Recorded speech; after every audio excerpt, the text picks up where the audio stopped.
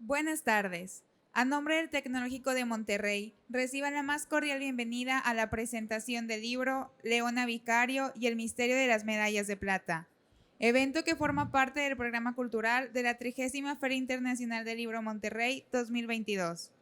Para esta presentación, tenemos el honor de contar con la presencia de Pedro J. Fernández.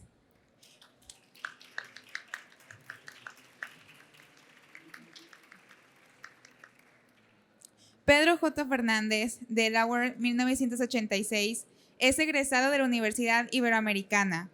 En julio de 2010 abrió en Twitter la cuenta de @donporfiriodíaz, enfocada en la divulgación histórica y cultural de México a través de una sátira peculiar.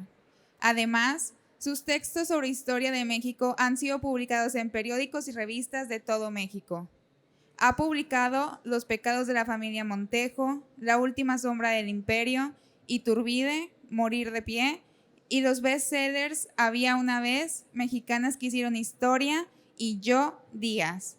También publicó su primer libro de ensayos de la mano de Juan Miguel Zunzunegui y Leopoldo Mendívil, titulado México a tres bandas. Es ganador de la distinción Caniem 2020 al Libro del Año Infantil y Juvenil. A continuación, cedo la palabra a nuestros invitados.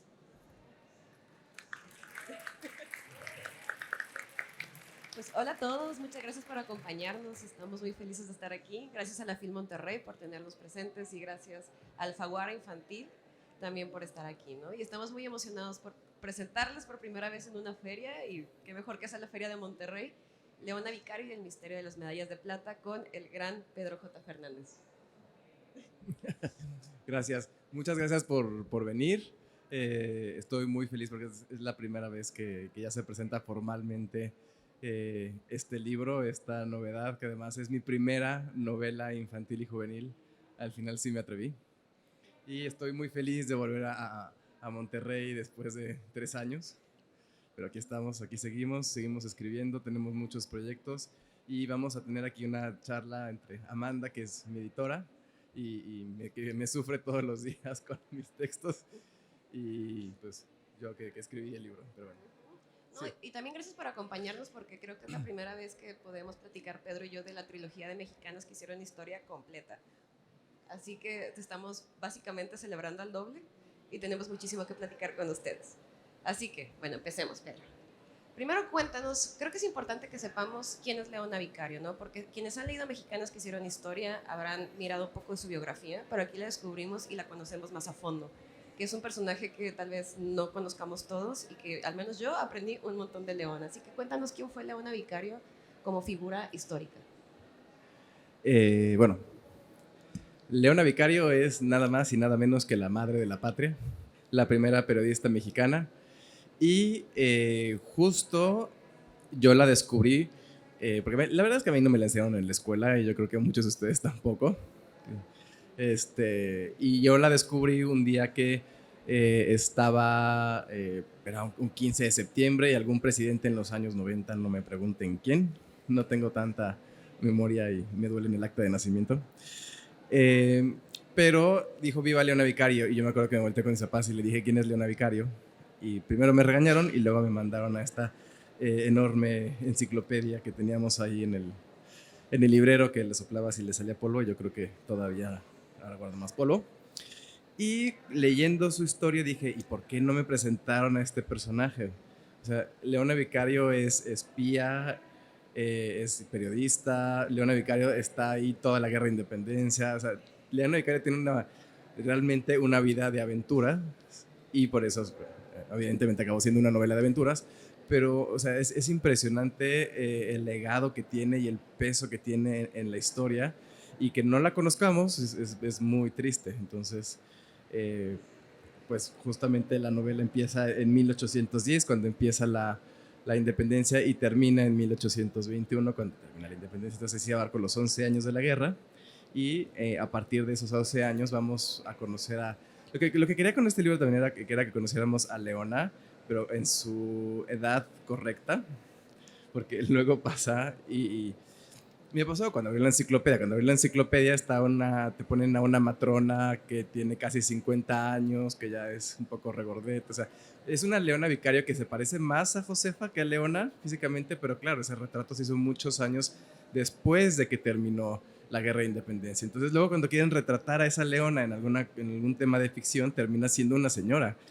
Y Leona Vicario tenía 19 años cuando empieza la guerra. Entonces también poder decir, bueno, vamos a hablar de Leona Vicario cuando tiene 19 años, cuando le toca vivir todo eso y a los 19 años convertirse en una espía, creo que es muy, muy interesante y a partir de ahí empezamos a elucubrar este misterio de las medallas de plata. Sí, y vemos en este libro a una leona pues indómita, muy determinada a lograr sus objetivos y pues qué mejor que uno de esos objetivos sea justamente la independencia de su país, ¿no? Porque, a ver, todas las novelas de Pedro sabemos que están muy bien fundamentadas, tienen una investigación histórica pues bastante rigurosa. ¿Cómo fue el proceso, Pedro, de bajar todo este conocimiento histórico que tenías en una novela infantil? Fue complicado, es muy complicado escribir para el público infantil y juvenil. No, lo que pasa es que cuando escribo, por ejemplo, la novela de Yodías, cuando escribo Morir de pie, o sea, las novelas de Grijalvo, o sea, yo tengo la investigación, tengo un montón de datos y yo puedo dejar que esos datos fluyan y puedo hablar de un montón de cosas y puedo ser tan explícito como yo quiera. O sea, si hay una guerra, puedo ser explícito con la guerra, o si hay una escena de cama, puedo ser explícito con las escenas de cama. O sea, puedo hacer todo lo que yo quiera, realmente no hay un límite. Pero en el caso del público infantil y juvenil, tienes que cuidar qué dices, cómo lo dices, tienes que emocionar al lector, tienes que hacer un montón de cosas que antes yo no tenía, o sea, yo no estaba tan al pendiente de tengo que emocionar aquí, se está cayendo aquí la emoción, tiene que tener otra aventura, tienes que cuidar muchísimo todo lo que estás contando y al mismo tiempo tienes que respetar la parte de la investigación porque pues sí, tiene que tener la base de todo esto. Y por ejemplo, o sea, un ejemplo muy práctico es como yo trabajo en Grijalvo es, bueno, vamos a hablar de la infancia de Leona y entonces tenemos unos capítulos al principio donde estaba Leona de niña y sus papás y todo y Amanda me corrigió correctamente o sea, es que pues está muy bonito, pero pues ¿dónde está la emoción? Los niños se van a aburrir y tenía toda la razón. La verdad es que yo seguía pensando en una novela para adultos y cuando cambié el chip y empecé con algo emocionante fue, ok, vamos a empezar con Leona Vicario cuando está, ya la van a enjuiciar, así es la primera escena, la van a enjuiciar por ayudar a la independencia y nosotros vamos a descubrir si es inocente o culpable. Spoiler alert, no está ahí en esa escena si es inocente o culpable. Y de ahí saltamos a este primer capítulo que se llama Pánico en la Ciudad de México, donde todo el mundo está corriendo, todo el mundo está en tensión y trato de mantener ese pánico y esa tensión y ese sentimiento de aventura a lo largo de toda la novela porque al final se lo estoy contando a niñas, a niños y a jóvenes y necesito que se aferren a la historia, necesito que lo vean como algo emocionante, interesante. Entonces, cambiar el chip por completo y decir, necesito contar toda esta investigación de una forma diferente, es muy satisfactorio lo que queda, pero al final es mucho más trabajo y yo creo que con esta novela es donde más y yo días que le quitamos un montón por espacio, pero aquí es donde más he tirado cosas porque es así como, esto está alentando la trama, esto no funciona, enfócate en lo emocionante, enfócate en el personaje y sí, se vuelve un asunto donde yo estoy aprendiendo a escribir esto y como digo, Amanda me tuvo mucha paciencia en el proceso, pero al final este libro fue una construcción de los dos y justo era emocionante de principio a fin. No, y es un trabajo impresionante, ¿eh? Porque además, o sea, no solamente tenemos la parte del rigor histórico y cómo bajarlo para el público al que está dirigido este libro, sino también cómo abarcar toda la independencia en una sola novela sin que bajar el ritmo, ¿no? Que eso también fue otro reto importantísimo. Sí, y es cosa de dónde saltamos en el tiempo, dónde presentamos a tal personaje. Lo que más me gustó de esto también es poder, o sea, no solamente hablar de Leona, sino qué hacer con Leona. ¿no? Para hacerlo emocionante, interesante. Entonces, poner a Leona a visitar el Palacio del Virrey durante una fiesta, o sea, ¿qué me hubiera gustado a mí leer cuando era niño? ¿Qué me hubiera gustado conocer o imaginar en ese momento? Pues, se me ocurrió bueno, pues vamos a llevar a Leona a una fiesta en el Palacio del Virrey. Y entonces poder recrear el Palacio del Virrey, poder recrear esa fiesta y que además en esa fiesta tuviera que cumplir una misión como espía, es muy, muy interesante porque tiene que resolver cosas para poder obtener algo. O poder recorrer el mercado de la plaza de armas y poder tener a León ahí describiendo los olores, todo lo que ve. O sea, realmente quería que porque las niñas y los niños tienen una imaginación muy poderosa, mucho más que la nuestra. Estoy seguro que se van a imaginar esto mucho mejor que yo cuando lo estaba escribiendo. Entonces poder que ellos se imaginen el palacio del virrey, que se imaginen el mercado, poder ver a Leona, porque tiene unas persecuciones por ahí que me encantan. Cuando, bueno, es que no voy a decir en qué momento, pero de repente lo están persiguiendo los hombres del virrey en un convento y se vuelve muy, muy interesante poder recrear todo eso porque sí es histórico, pero estás metiendo tensión, pero ella está en peligro, y ya me dijeron por ahí que un niño estuvo aventando tierra por lo que leyó, lo cual lo siento mucho, pero al final es interesante cómo se va resolviendo todo esto y se presenta el personaje de una forma diferente, insisto, siempre recreando todo el mundo en el que se mueve y en el que, para que los niños se imaginen y realmente esta novela es una máquina del tiempo y digan, uy, estaba en el convento con Leona, estoy en el Palacio del Virrey, estoy en la Plaza de Armas, me están persiguiendo los hombres del virrey, o sea, todo lo que le pasa, porque siempre está en peligro y siempre tiene alguna misión que hacer y al final cuando descubre en la última escena, en el último capítulo, ahí el giro de tuerca que no estaba viendo todo lo que ella creía, también es muy interesante porque como buena novela de misterio al final le doy un giro de tuerca interesante. Sí, es súper interesante porque de hecho en esa novela la Ciudad de México es básicamente un personaje dentro de ella, ¿no?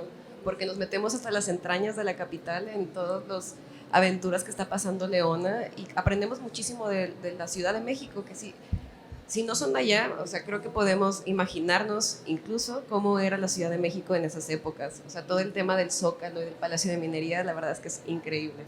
Y también me gusta mucho cómo lo estás contando porque justo una de las razones por las que hacemos estos libros es para acercar la historia a los más pequeños, ¿no? Para que puedan aprender la historia de nuestro país como debe ser, ¿no? De una manera pues amena, que no sea cartonada, que no sea como este relato histórico que está plasmado en piedra, que es algo que logras muy bien en todas tus novelas, en Mexicanas que hicieron historia y en Leona Vicario y El misterio de las medallas de plata.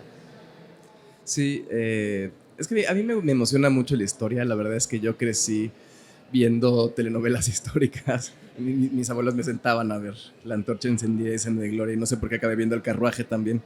Pero la cosa era que era emocionante ver que los personajes no eran nombres en un libro, no eran fechas, no eran una pintura. Entonces, o sea, sí me quedó los personajes están vivos, los personajes tienen sentimientos, los personajes interactúan entre ellos y al final esas telenovelas te dejan mucho más que un examen de historia, como a mí me enseñaron la historia, de tienes que aprenderte las fechas, tienes que hacer un ejercicio de memorización y al final cuando pasas el examen se te olvidan y ya, no, o sea, la clase de historia ya fue y además crecemos con esta idea de que la historia es aburrida, de que la historia es eso, son fechas y no, son estos personajes que vivieron, que son iguales a nosotros.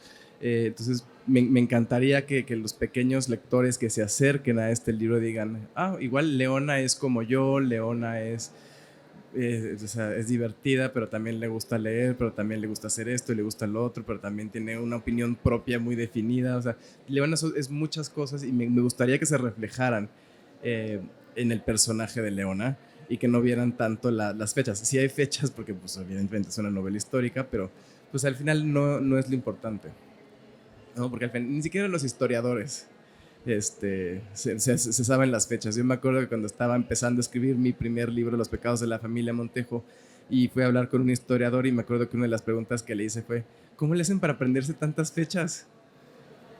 Y me acuerdo que me dijo, no, es que los historiadores no nos sabemos las fechas. Las investigamos y las anotamos para tenerlas ahí, que no las tengamos que aprender. Y dije, claro, tiene toda la lógica del mundo.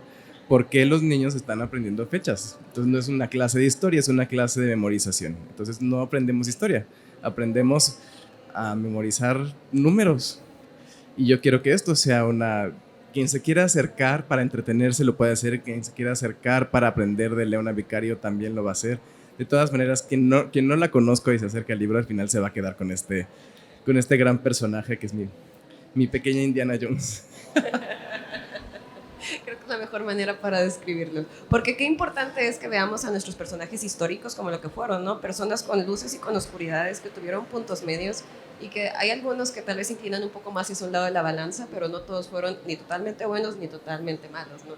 Que es lo que vemos aquí con, por ejemplo, Agustín Pomposo y con algunos otros personajes por ahí. Pero, sí. A ver, ahora cuéntanos un poquito de la trama de la novela, ¿no? Sabemos que la historia de Leona Vicario y un poco cómo fue su camino por la independencia para convertirse en esta gran espía, pero cuéntanos un poco. O sea, por ejemplo, ¿ustedes sabían de este grupo de los Guadalupes?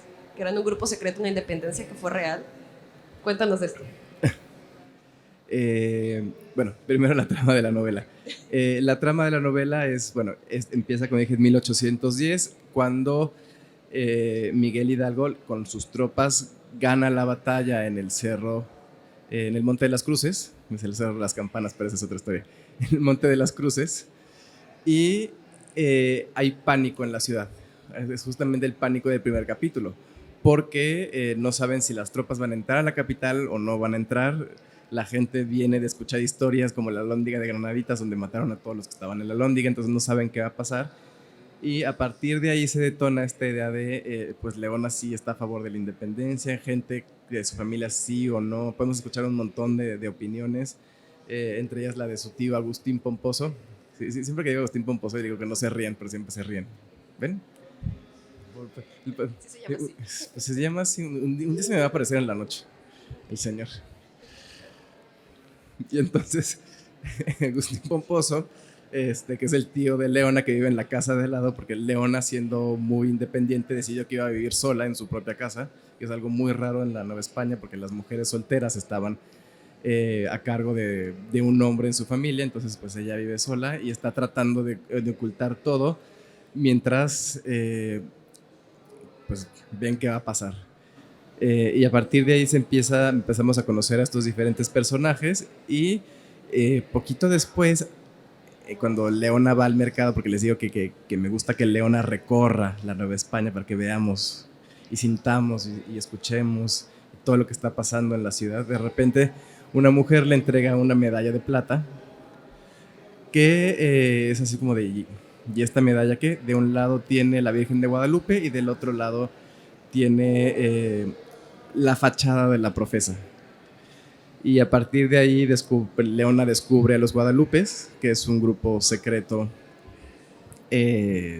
real que existió durante la independencia de México, que proveía armas, dinero, medicinas e información a los insurgentes que estaban en el campo de batalla. Entonces, pues Leona forma parte de este grupo y le ponen a hacer diferentes misiones como espía. Y lo curioso es que esa medalla que recibe al final, en el último capítulo, va a hacer que haya una sorpresa con esa medalla. Entonces está muy bonito porque la medalla tiene algo más que decirnos. Pero digo, a partir de ahí se detona esta idea de Leona de ya voy a participar activamente en la independencia. Y participar activamente en favor de la independencia, evidentemente, pues la pone en riesgo y hace que se detone el resto de los 11 años que están narrados en la novela. Y justo lo que me gusta también de esta novela es que no es la típica novela sobre la guerra de independencia porque ya la escribí, está Iturbide, donde está en el campo de batalla. Generalmente cuando hablamos de la independencia estamos viendo campos de batalla, estamos viendo Morelos, estamos viendo Hidalgo, estamos viendo la conspiración de Querétaro. Pero ¿qué pasa con la gente que no estaba en el campo de batalla, que estaba apoyando de otra forma, que estaba escribiendo, que estaba dando dinero, que estaba haciendo otras cosas que al final sí ayudaban, pero generalmente no vemos esas historias? O sea, nos hablan de la guerra y estamos viendo la guerra y no lo que hay alrededor de la guerra. Y en esta novela sí vemos a Leona apoyando la independencia, pero no en un campo de batalla, sino de una forma inteligente, de una forma muy particular, que además pues la hizo destacar tanto que eventualmente cuando estábamos organizando nuestro panteón patrio, cuando nombramos a Hidalgo el padre de la patria, Leona acabó siendo la madre de la patria. Y también está muy padre porque encontramos como pequeños cameos que realmente pues, son intervenciones históricas reales de otros personajes de la historia de nuestro país, ¿no? Que van como un poquito salpicados a lo largo de la trama. Por ejemplo, cuéntanos un poco quiénes podemos encontrar, además de Leona y a todos sus familiares. O sea, directa o indirectamente están, porque no aparecen siempre en escena, pero bueno, ya sí, está Miguel Hidalgo, está Morelos, está Iturbide, está Andrés Quintana Roo, que eventualmente va a ser el esposo de Leona y que tiene una historia, ellos dos tienen una historia de amor bonito y poder escribir una historia de amor bonito, en mi caso es refrescante, ¿no? Porque luego las otras historias de amor no terminaban muy bien en los otros libros, pero aquí sí termina bonita. Es una historia de amor bonita, la de Leona Vicario y Andrés Quintana Roo. Es una de esas parejas icónicas en la historia de México. Entonces, o sea, podemos ver a Andrés Quintana Roo, obviamente a los virreyes, ¿no? Los diferentes virreyes que están... Hay uno que se aparece, los demás están así como también de una forma indirecta. Sale Don Juan de Donojú también. Pues, personajes que o sea, están, o sea, coexisten en su mundo y tenía que mencionarlos y a veces Leona pues sí los conocía. Una de las escenas que más me gusta es cuando Leona conoce a Morelos y lo que se, o sea, cómo llega Leona con Morelos y lo que luego se detona, creo que es muy interesante y a mí me gustó mucho justo poder escribir a Morelos, porque nunca he escrito a Morelos, o sea, tantos libros y nunca había escrito a Morelos.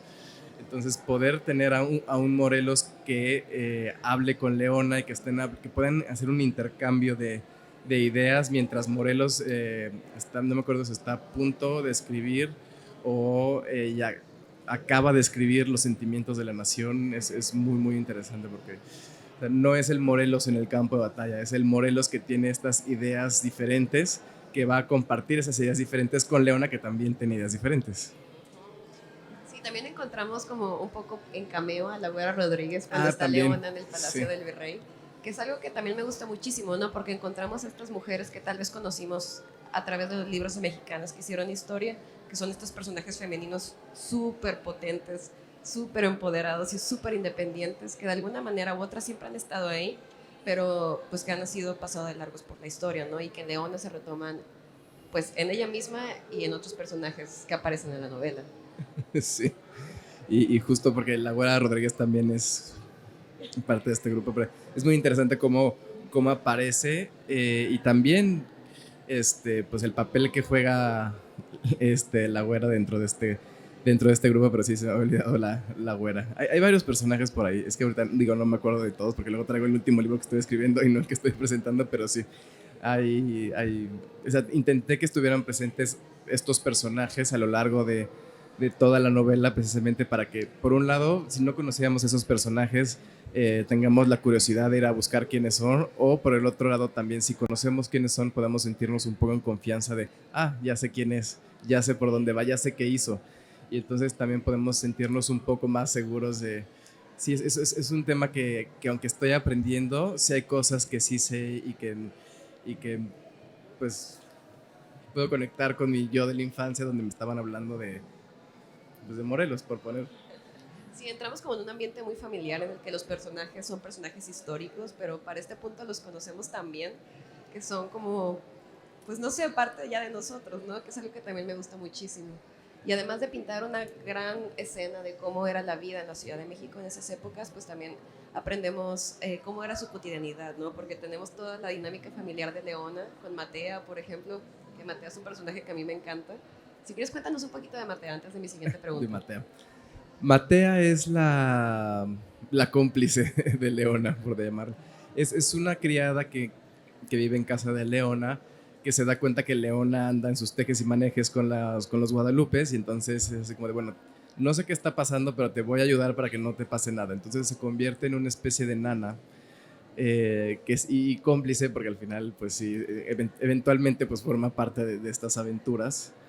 Y por supuesto fue uno de los personajes ilustrados. Entonces me pareció muy, muy importante porque además refleja esta relación que tenían ciertos personajes novohispanos con la servidumbre, porque además cuando estoy hablando de Matea también puedo hablar de cómo era pues toda esta cotidianidad, en el sentido de que, pues, por ejemplo, los criados vivían abajo, todo el parte del servicio y las bodegas y todo estaba en la planta baja, y la familia vivía en el primer piso. Ahí estaba la sala, el comedor, los cuartos, etcétera, etcétera.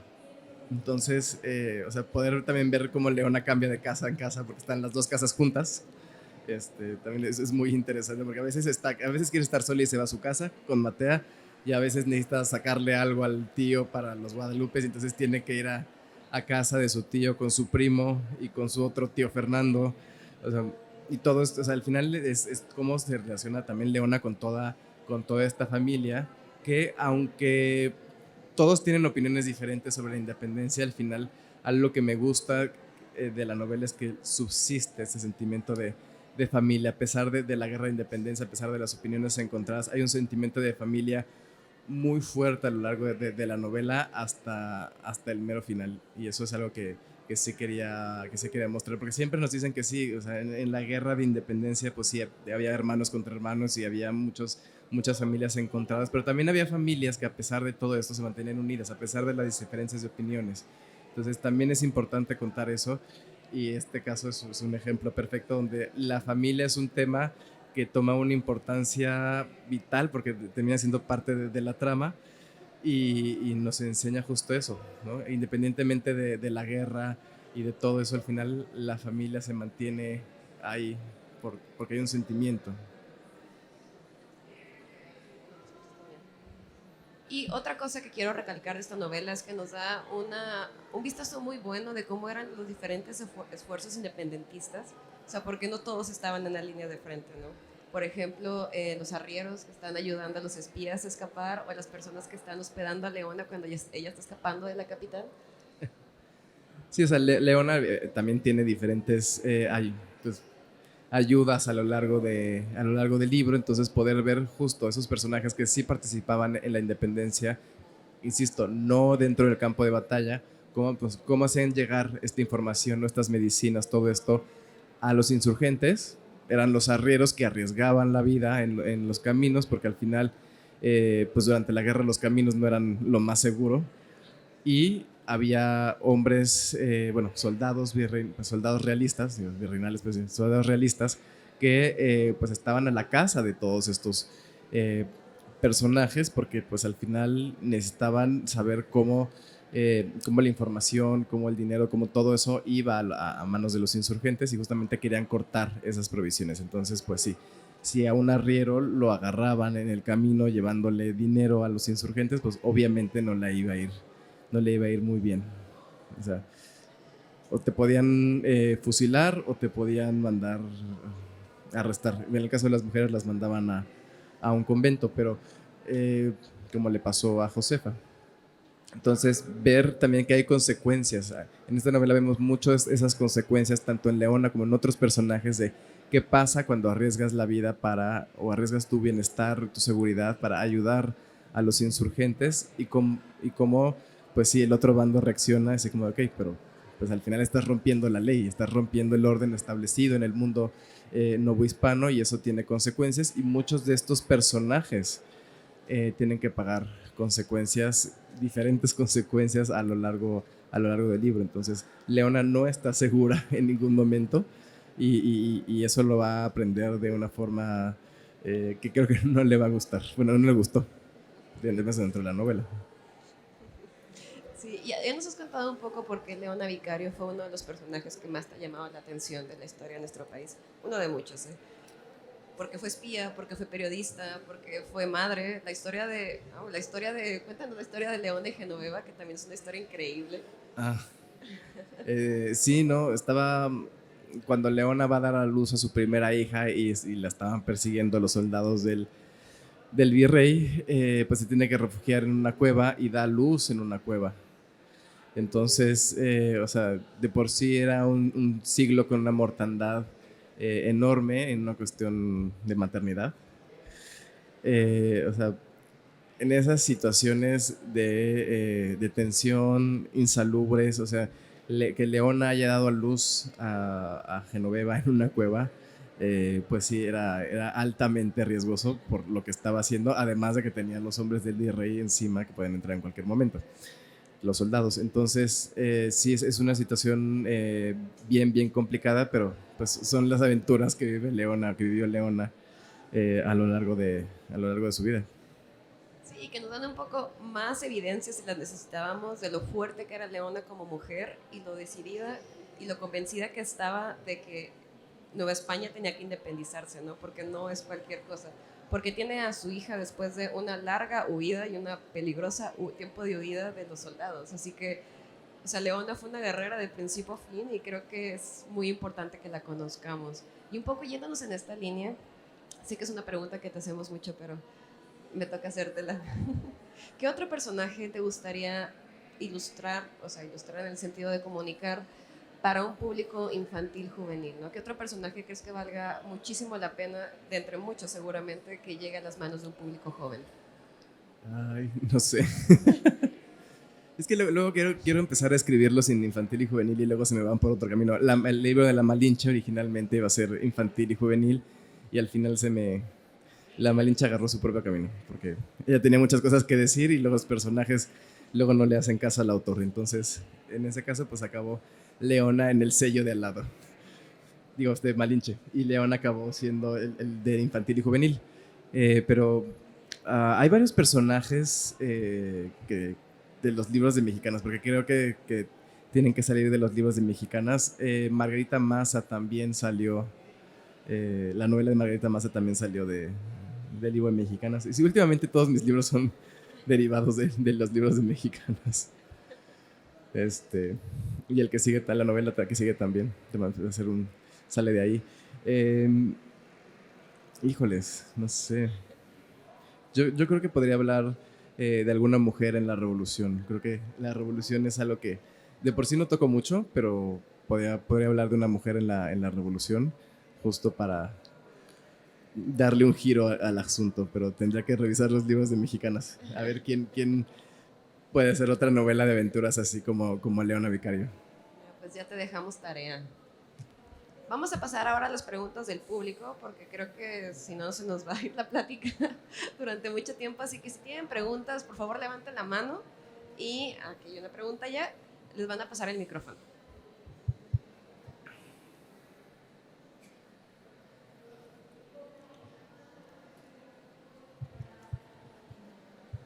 Hola Pedro, ¿qué tal?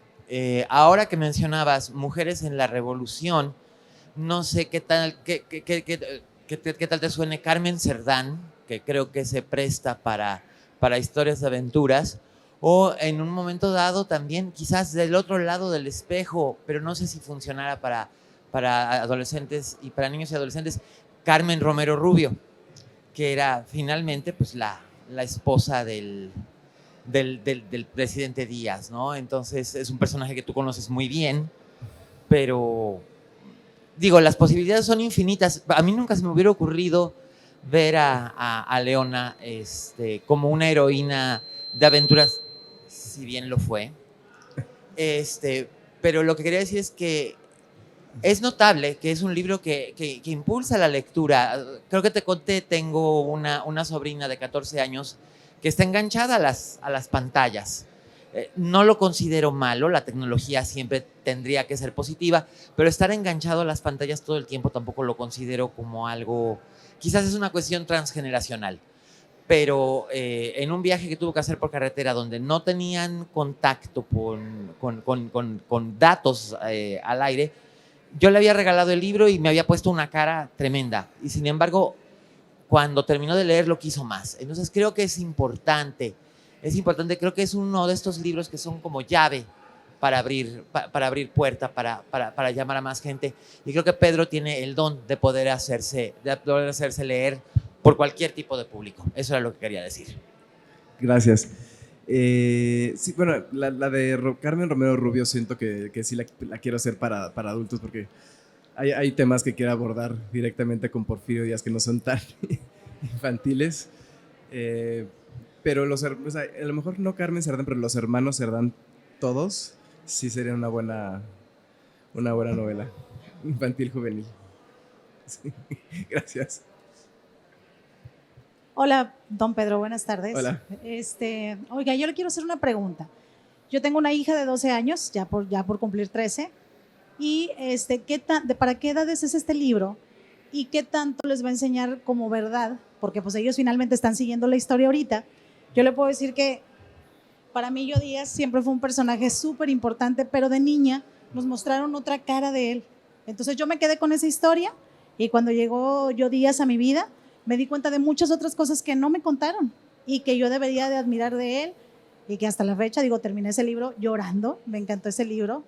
Entonces, ¿para qué edades es y qué tanto tiene de verdad en la historia para no confundir a los niños de esas edades y saber que si yo le compro ese libro a mi hija, pues la va a ayudar a que ella entienda lo que está en lo que le enseñan de historia, su maestro de historia, pero también que hay otra historia y que ella pueda crear su propio pensamiento crítico de qué creer y qué no creer, ¿verdad? Entonces, para eso es mi pregunta. ¿De qué edades es y qué tantas verdades tiene? Okay. Edades es, ¿qué?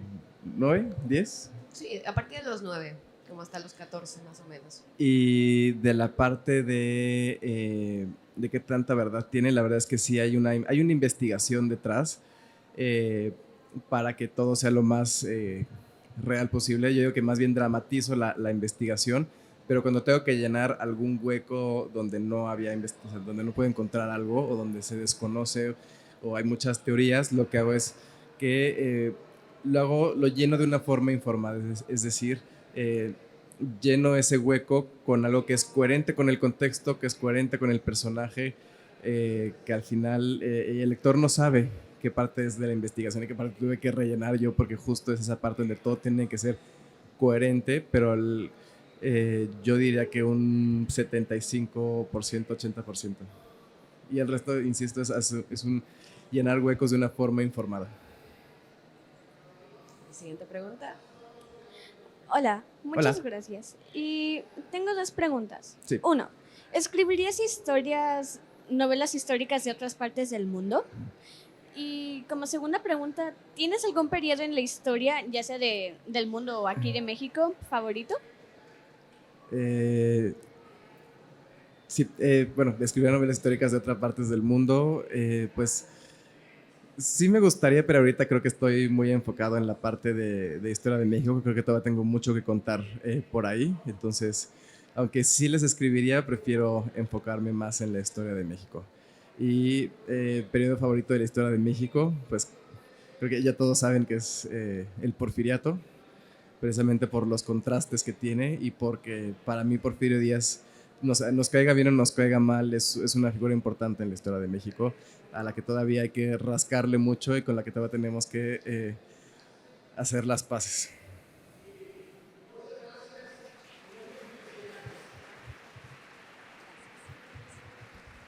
Hola Pedro, pues yo soy una coleccionista de todos tus títulos y quiero felicitarte, pero además quiero darte una flor porque de los altos mandos militares, 3 me regalaron Yo Díaz. Entonces, traigo los 3 para que los firmes. Con gusto. Pero quiero comentarte, escribir la historia de México, no podemos dejar a un lado la digna rebeldía. Y yo quiero proponerte que dentro de esta colección pudieras escribir algo sobre el Ejército Zapatista de Liberación Nacional. Algún personaje, pudiera ser Tacho, Moisés o el subcomandante Marcos, pero no podemos escribir la historia de México sin la emergencia y el surgimiento de este movimiento en América Latina que está vivo y que hoy en día es la única izquierda verdadera en México. Gracias. Gracias, lo consideraré. Muchas gracias.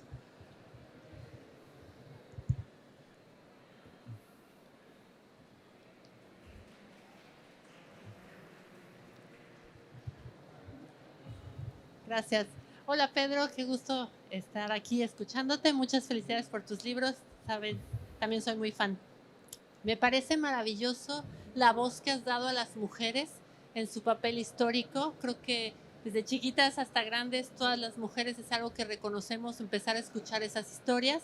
Y mi pregunta va dirigida al rol de la sororidad, porque escuchamos historias individuales de mujeres y no sé si en tus investigaciones o de lo que sabes, cómo ha funcionado este tema de hacernos grupo o hacernos solidarias a lo largo de lo que has leído. Gracias. Sí, justo es algo que discutimos cuando estábamos escribiendo, cuando yo estaba escribiendo los libros de mexicanas que hicieron historia. Entonces podemos ver que muchas de estas mexicanas se van apoyando entre ellas y forman parte de grupos o se inspiran entre ellas, ya sea porque son contemporáneas o porque vienen de justo en la época, justo despuesito. Entonces sí están, todas ellas están interconectadas de alguna forma y sí fue un tema que discutimos cuando escribimos los libros. Hola, buenas tardes. Hola. Felicidades y bienvenido a Monterrey. Y mi pregunta, yo creo que serían dos. Primera, ¿consideras escribir sobre alguna otra minoría, no sé, afromexicanos, afrodescendientes, no sé, algún otro pueblo del país, alguna aventura de ellos? Y otra es, ¿consideras que, bueno, todo lo que estás haciendo es como conciliador con la historia? Porque antes Díaz nos lo pintaban en la primaria como, pues, algo como un cierto villano, que era no, así se nos lo planteó en la primaria. Hasta ahorita, ya hasta después de la preparatoria, empecé a ver que pues sin Díaz no tendríamos muchas cosas, que el rol de la Malinche, pues no, hasta acuñamos el término malinchismo cuando en realidad pues sí hizo cosas muy, o sea, cosas que nos ayudaron como en el desarrollo de la nación. Entonces, no sé si consideras que, o lo haces con esa intención de ser conciliador, para que no nos vayamos con esa finta de que solo hay una moneda, una cara de estos personajes.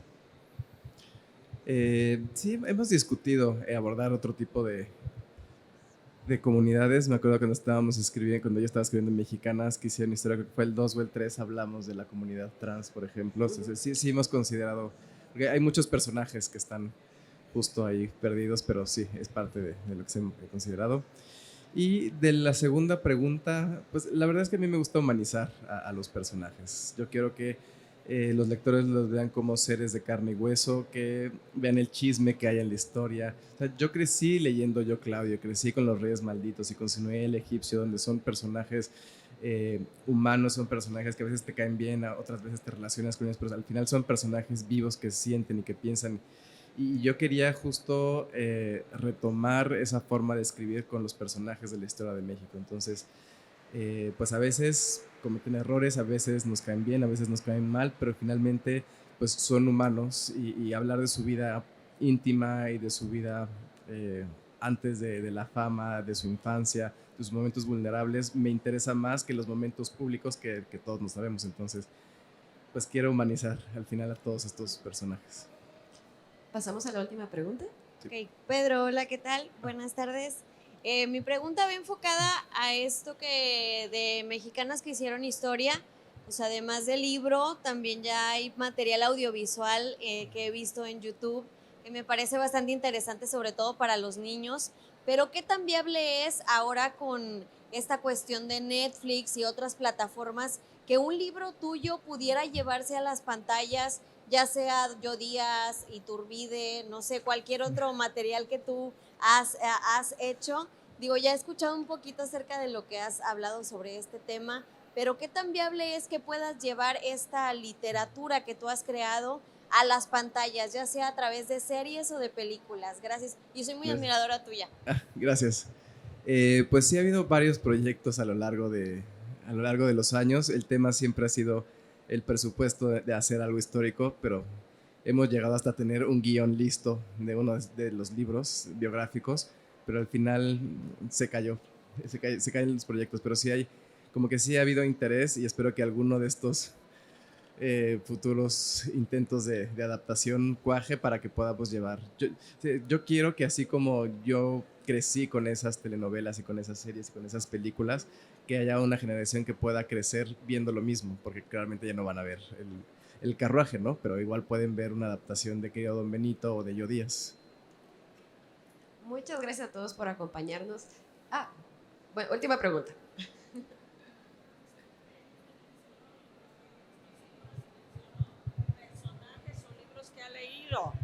O sea, personajes o libros que ha leído, creo que mencionó ahorita, nomás quisiera que me los repitiera, por favor. Los que leí cuando era niño. Era Yo Claudio, de Robert Graves, era la serie de los Reyes Malditos, que es Maurice Druon.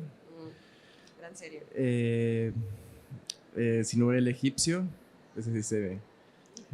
Tiene un nombre raro, pero seguro está aquí en el stand de Penguin, porque es de Penguin. Sinué el Egipcio. Creo que ahorita tiene una portada blanca con un escarabajo dorado. Para que lo busquen. Sí. Bueno, ahora sí, muchas gracias por acompañarnos. Ya llegamos al término de la presentación, pero recuerden que tenemos una mesa aquí afuera, la mesa 3, para firmas, así que 2. Así que nos acompañamos para que Pedro les firme todos los libros que traigan. Muchas gracias por acompañarnos. Pedro, despídete. Bueno. Ahora nos vemos afuera. Gracias. Agradecemos a nuestros invitados a nombre del Tecnológico de Monterrey por su valiosa participación.